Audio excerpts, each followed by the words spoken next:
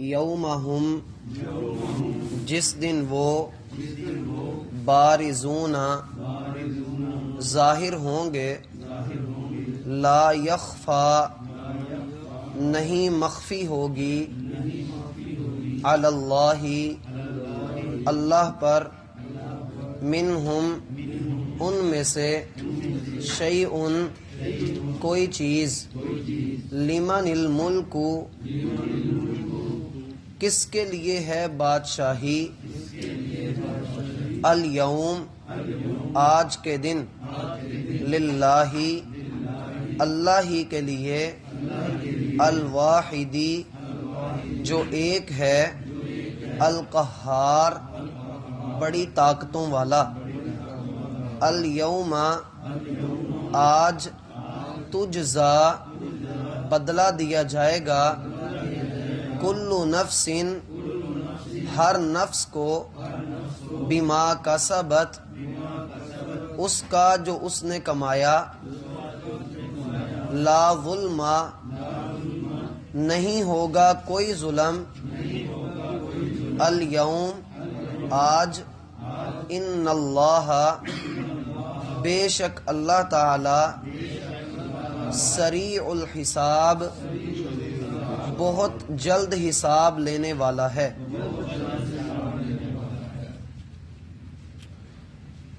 احباب گرامی، سورت کے شروع سے لے کر پہلے دو رکوعوں میں اللہ تعالی نے یہ بات ارشاد فرمائی کہ وہ لوگ جو اللہ تعالیٰ کی آیات میں کج بحثی کرتے ہیں اور ان کا ارادہ یہ ہے کہ وہ اللہ کی آیات کو جھوٹا قرار دیں، ان کی سوچ اور ان کی فکر یہ ہے کہ وہ دین کو، اللہ کی بات کو اپنی باطل بات کے ذریعے جھوٹا ثابت کر دیں، تو ایسے لوگوں کا ٹھکانہ جہنم ہے۔ اور وہ جو اللہ کی آیات پر غور و فکر کر کے ایمان لاتے ہیں، توبہ کے رستے کو اختیار کرتے ہیں، ایسے لوگوں کے لیے نہ صرف یہ کہ فرشتوں کی دعائیں ہیں بلکہ اللہ نے ان کے لیے جنت کو تیار بھی کیا ہے۔ اب جو موضوع ہے یہ قیامت کے دن کی ہولناکی کو بھی بیان کر رہا ہے اور قیامت کے دن کی منظر کشی بھی کر رہا ہے۔ اللہ تعالیٰ فرماتے ہیں، ہم نے پچھلی آیت میں پڑھا کہ اللہ نے اپنے بندوں میں سے جس کو چاہا چن لیا اور اسے اپنا نبی بنایا تاکہ وہ لوگوں کو ملاقات کے دن سے ڈرا دیں۔ ملاقات کا دن قیامت کا دن، جس دن لوگ آپس میں ملاقات کریں گے، اللہ سے ملاقات کریں گے، اپنے اعمال سے ملیں گے۔ فرمایا وہ دن یومہم بارزون، وہ دن ہوگا جس دن وہ ظاہر ہو جائیں گے۔ بارزون مانا ظاہرون، بارزون مانا ظاہرون، وہ لوگ ظاہر ہو جائیں گے۔ ظاہر کس اعتبار سے ہوں گے؟ پہلا مانا تو اس کا یہ ہے کہ اس دن چھپنے کی کوئی جگہ نہ ہوگی، جو کچھ بھی چھپایا ہوگا وہ سب کا سب ظاہر ہو جائے گا۔ جیسا کہ اللہ تعالیٰ نے فرمایا وَيَسْأَلُونَكَ عَنِ الْجِبَالِ فَقُلْ يَنْسِفُهَا رَبِّي نَسْفًا، لوگ آپ سے پہاڑوں کے بارے میں پوچھتے ہیں تو ان سے کہیے میرا رب پہاڑوں کو اڑا کر بکھیر دے گا۔ لَا تَرَى فِيهَا عِوَجًا وَلَا أَمْتًا، پھر اللہ ان کو چٹیل میدان بنا دے گا، اس میں نہ کوئی اونچی جگہ ہوگی نہ کوئی کھڈا ہوگا۔ اللہ سبھی چیزوں کو برابر کر دے گا اور چھپنے کی کوئی جگہ باقی نہیں رہے گی۔ دوسرا معنی بارزون کا کیا گیا کہ انسان نے جو اعمال کیے ہیں چھپ چھپا کر، اللہ تعالیٰ قیامت والے دن انہیں ظاہر کر دے گا۔ جیسا کہ اللہ تعالیٰ نے فرمایا یومئذ تحدث اخبارها بان ربک اوحی لها، جس دن زمین اپنے اندر کی خبریں باہر دے گی، اس لیے کہ تیرا رب اس کی طرف وحی کرے گا۔ اور تیسرا معنی یہ کیا گیا کہ لوگ جو قبروں میں چھپے ہوئے ہیں، مردے ہیں، وہ کل قیامت کے دن زندہ کر کے ظاہر کر دیے جائیں گے۔ اللہ تعالیٰ پہلے انسان سے لے کر آخر تک آنے والے تمام تر انسانوں کو اللہ تعالیٰ زندہ کر لیں گے. یوم ہم بارزون لا یخفی علی اللہ منہم شیء. اللہ پر کوئی بھی چیز مخفی نہیں رہے گی. مخفی تو آج بھی اللہ تعالیٰ کے لیے کچھ نہیں ہے، لیکن یہ قیامت کے دن کی ہولناکی کو ظاہر کرنے کے لیے بتایا گیا ہے کہ اس دن انسان کا ایک ایک عمل اللہ تعالیٰ کے سامنے پیش بھی کیا جائے گا اور اس کا حساب بھی ہوگا. اور یہ بھی ذہن میں رکھیے کہ اللہ تعالیٰ نے انسان کو اس دنیا کے اندر جو موقع دیا ہے، انسان کو جو مہلت دی ہے، اس مہلت نے ایک نہ ایک دن ختم ہونا ہے. جیسا کہ نبی علیہ الصلوۃ والسلام کا فرمان ہے کہ تم میں سے جو کوئی بھی اپنے رب سے ملاقات کرے گا، اللہ اور اس کے درمیان کوئی ترجمان نہیں ہوگا کہ ترجمانی کرے. اللہ کو پتہ ہے کہ بندے نے کیا اعمال کیے ہیں اور اللہ تعالیٰ اپنے بندے سے پوری طرح حساب لے لے گا.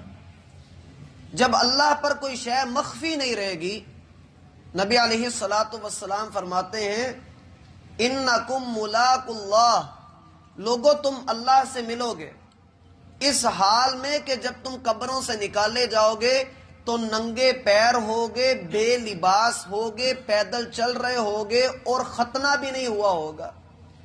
سبھی لوگوں کی یہ حالت ہوگی. اور سب سے پہلے اول من یکسا، سب سے پہلے جس کو لباس پہنایا جائے گا وہ اللہ کے خلیل ابراہیم علیہ الصلوۃ والسلام ہوں گے.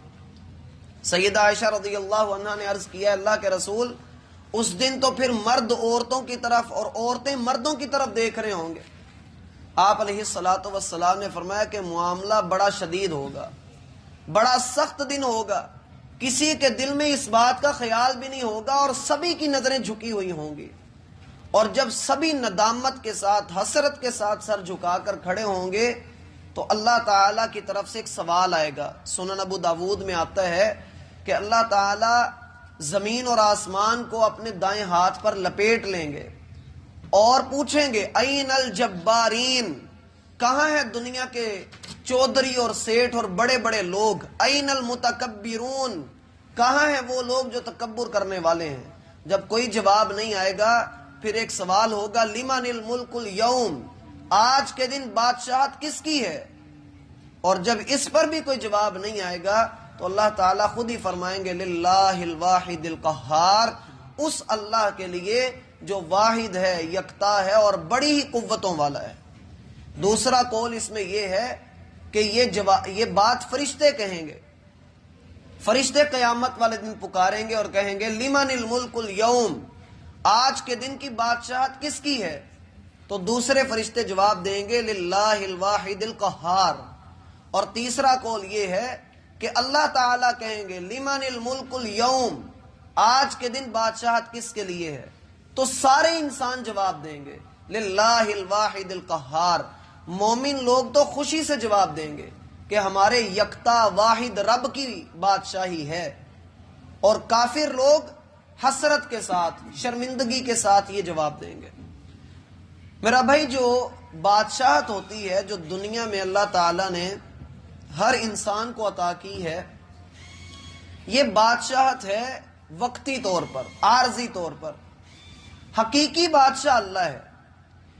اور دنیا کی حقیری ہونے کے لیے، دنیا کے نیچ ہونے کے لیے یہی بات کافی ہے کہ اللہ تعالیٰ نے اپنے آپ کی نسبت اس دنیا کی طرف نہیں کی.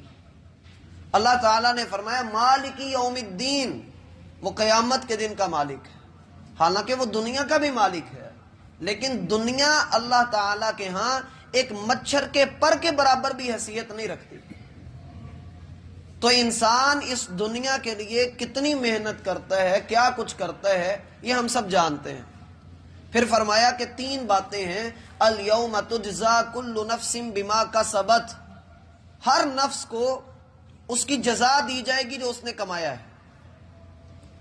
اس سے تو ہمیں موٹا سا سبق یہ پتہ لگتا ہے کہ جو ہم بوئیں گے وہی ہم کاٹیں گے. لیکن ایک سبق اس سے یہ بھی ملتا ہے کہ ہم دوسروں کے اعمال کے جواب دہ نہیں ہیں. ہم دوسروں کے اعمال کے جواب دہ نہیں ہیں. جو کوئی کچھ کرے گا وہ اپنے عمل کا بدلہ خود پائے گا. ہم پر صرف یہ ذمہ داری ہے کہ ہم اسے نیکی کا حکم دیں اور گناہ سے منع کریں. اگر وہ نیکی کر لے تو اس میں ہمارا بھی فائدہ ہے، لیکن اگر وہ گناہ کرے تو اسی کا نقصان ہے، ہمارا نقصان نہیں ہے. ہم اس کے لیے دعا کریں، اللہ اس کو ہدایت دے دے، اللہ اس پر اپنی رحمت کر دے. اور جو لوگ فوت ہو گئے، جو چلے گئے، ہم ان کے بھی اعمال کے جواب دہ نہیں ہیں. ہم ان کے اعمال کے جواب دہ نہیں ہیں. صحابہ کرام کے آپس کے جو مشاجرات تھے، جو ان کی آپس میں ایک معاملے پر دو رائے آ جایا کرتی تھیں، سادہ لفظوں میں جو ان کے آپس کے اختلافات تھے، سلف صالحین سے جب پوچھا جاتا کہ بتائیے علی رضی اللہ عنہ اور معاویہ رضی اللہ عنہ میں سے دونوں میں سے کون حق پر ہے، تو سلف جواب میں یہ آیت پڑھا کرتے تھے، تلک امۃ قد خلت، لوگوں یہ گروہ تھا جو گزر چکا، لہا ما کسبت ولکم ما کسبتم، اللہ نے ان کو وہ دے دیا جو انہوں نے کمایا اور تمہارے لیے وہ ہے جو تم کماؤ گے. ولا تسألون عما كانوا يعملون، اور اللہ ان کے عملوں کا تم سے سوال نہیں کرے گا. سمجھ آ گئی بات کی؟ لا تجزا کل اليوم تجزا کل نفس بما کسبت، آج کے دن ہر نفس کو اس کے کیے کا بدلہ مل جائے گا. لا ظلم اليوم، آج کوئی ظلم نہیں ہوگا. ظلم کی کئی صورتیں ہو سکتی ہیں، مثلا کرے کوئی بھرے کوئی، یا اگر ظالم ہے تو ظالم کو سزا ہی نہ ملے، یا اگر اس نے گناہ کیا ہے تو سزا زیادہ مل جائے، یا یہ ہے کہ جس کے ساتھ زیادتی ہوئی ہے اسی کو ہی پکڑ لیا جائے. اس طرح کا کوئی ظلم کی کوئی صورت اللہ تعالیٰ کے ہاں نہیں ہوگی. انصاف کا دن ہوگا. پھر فرمایا ان اللہ سریع الحساب، بلا شبہ اللہ جلد حساب لینے والا ہے. اللہ جلد حساب کیسے لے گا؟ قرآن کہتا ہے پلک جھپکتے میں اللہ تعالیٰ سبھی کا حساب لے لیں گے. وما امرنا الا واحدۃ کلمح بالبصر، اللہ فرماتے ہیں ہمارا حساب، ہمارا حکم تو آنکھ جھپکنے کے بقدر ہے. اس طرح یہ جیسے آنکھ جھپکی جائے، یہ انسان کے محسوس کرنے کے اعتبار سے ہوگا قیامت والے دن، کہ کچھ لوگ ہیں ان کو قیامت کا دن 50,000 سال کے برابر لگے گا. مومن لوگ ہیں ان کے لیے قیامت کا دن اتنا ہی ہوگا جتنا عصر اور مغرب کے درمیان کا وقت ہوتا ہے. یہ اپنے محسوس کرنے کی بات. اور اللہ تعالیٰ کے ہاں قدرت یہ ہے کہ پلک جھپکتے میں سبھی کا حساب ہو جائے گا. کیوں؟ اللہ فرماتا ہے میں جلد حساب لینے والا ہوں. دنیا میں انصاف دو طرح سے لیٹ ہوتا ہے، عدالتیں دو طرح سے لیٹ ہوتی ہیں. ایک تو یہ ہے کہ جج بیٹھا ہوا ہے لیکن نہ مدعی حاضر ہے نہ مدعا علیہ حاضر ہے، یعنی جس نے جرم کیا ہے کبھی وہ حاضر نہیں ہوا، اور کبھی وہ ہے جس نے الزام لگایا وہ حاضر نہیں ہوا. نوٹس بھی بھیجے لیکن نہیں آ رہے. اس دن کوئی بھی غیر حاضر نہیں ہوگا. قیامت کے دن کوئی بھی غیر حاضر نہیں ہوگا. اور دوسری بات یہ ہے کہ دنیا کا جج، دنیا کا قاضی ایک وقت میں ایک ہی مقدمہ سن سکتا ہے، لیکن اللہ تعالی ہر بولی کو جانتا ہے، ہر چیز کو سمجھتا ہے. اس نے سبھی چیزوں کو، سبھی مخلوقات کو اپنے سامنے کھڑا کرنا ہے، اور وہ سبھی کے مقدمات کو سنے گا اور ان کا فیصلہ کرے گا ایک وقت میں. یہ نہیں ہوگا کہ پہلے ایک کو سنا، پھر دوسرے کو سنا، پھر تیسرے کو سنا. اللہ بیک وقت سب کی سننے پر قادر ہے. اس پر ہمارا عقیدہ ہے. یہ بعض لوگ یہ سمجھتے ہیں کہ شاید اس دن اکیلے اکیلے کر کے فیصلہ ہوگا، اس دن اکیلا اکیلا کر کے بندہ پیش کیا جائے گا، وہ اپنے اعتبار سے، اپنی ذات کے اعتبار سے ہوگا، وگرنہ حساب سبھی کا ہو رہا ہوگا، حساب کتاب سبھی کے ہو رہے ہوں گے. اس لیے بندے کو ان معاملات کو سمجھنا چاہیے. اور مین بنیادی موضوع ان آیات کا قیامت کے دن کی ہولناکی ہے. اللہ تعالی ہمیں